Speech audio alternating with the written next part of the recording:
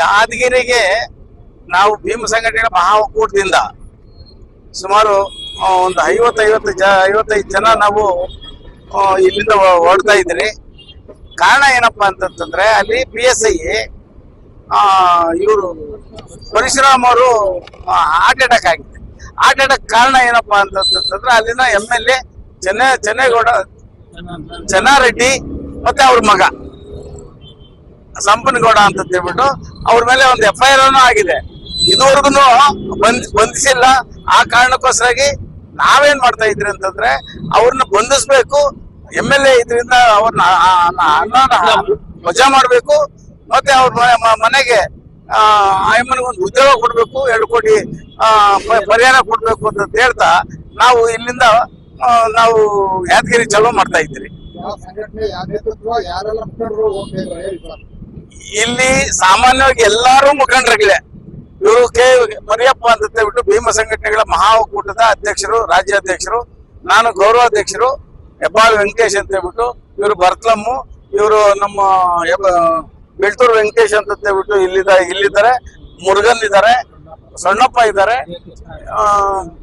ಕೃಷ್ಣಪ್ಪ ಇದ್ದಾರೆ, ಗಂಗಣ್ಣ ಇದ್ದಾರೆ, ಎಲ್ಲವೂ ಲೀಡರ್ಲಿ ಸಾಮಾನ್ಯವಾಗಿ. ಆಮೇಲೆ ನಮ್ಮ ಶಕುಂತಮ್ಮ ಇದ್ದಾರೆ, ಶಕುಂತಮ್ಮ ಜೊತೆಯಲ್ಲಿ ಶ್ರೀನಿವಾಸ್ ಬಂದಿದ್ದಾರೆ. ಮತ್ತೆ ಹೆಣ್ಮಕ್ಳು ತುಂಬಾ ಜನ ಬರ್ತಾ ಇದ್ದಾರೆ. ಈಗ ಹೋಗಿ ಅವ್ರನ್ನ ಕೂರಿಸ್ಕೊಂಡು ನಾವು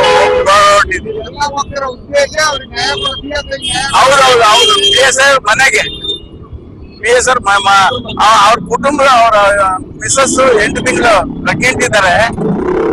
ಅದರಿಂದ ಇವರು ಆ ಎಮ್ಮನು ಎಜುಕೇಟೆಡ್ ಆಗಿದ್ರು ಸಹ ಸರ್ಕಾರ ಹೋಗಿ 50 ಲಕ್ಷ ಪರಿಹಾರ ಕೊಟ್ಬಿಟ್ಟು ಬಂದ್ರೆ ಏನ್ ಸುಖ. ಅವ್ನ್ PSI ಆಗಿ ಒಂದ್ 10 ಕೋಟಿ 15 ಕೋಟಿ ಮಾಡ್ತಾ ಇದ್ದ, ಒಂದ್ SP ಆಗಿ ರಿಟೈರ್ಡ್ ಆಗ್ತಾ ಇದ್ದ.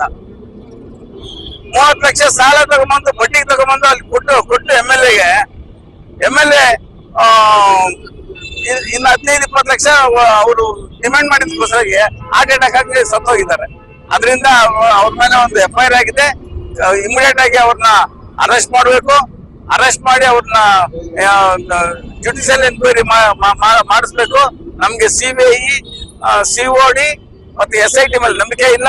ಆ ಕಾರಣಕ್ಕೋಸ್ಕರ ನಮ್ಗೆ ಹಾಲಿ ಏನು ಜಡ್ಜ್ ಇದ್ದಾರೆ, ಹೈಕೋರ್ಟ್ ಜಡ್ಜ್, ಉಚ್ಚ ನ್ಯಾಯಾಲಯದ ಜಡ್ಜ್ ಯಾರಿದ್ದಾರೆ ನ್ಯಾಯಾಧೀಶರು, ಅವ್ರ ಮುಖಾಂತರ ಎನ್ಕ್ವೈರಿ ಆಗ್ಬೇಕು.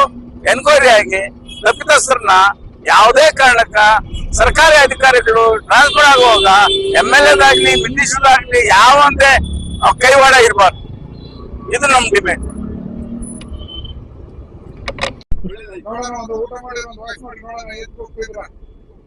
ಭೀಮ ಸಂಘಟನೆ ಮಹಾ ಒಕ್ಕೂಟದ ಸಂಘಕ್ಕೆ ಜಯವಾಗಲಿ. ಜೈ ಭೀಮ್. ಓಕೆ.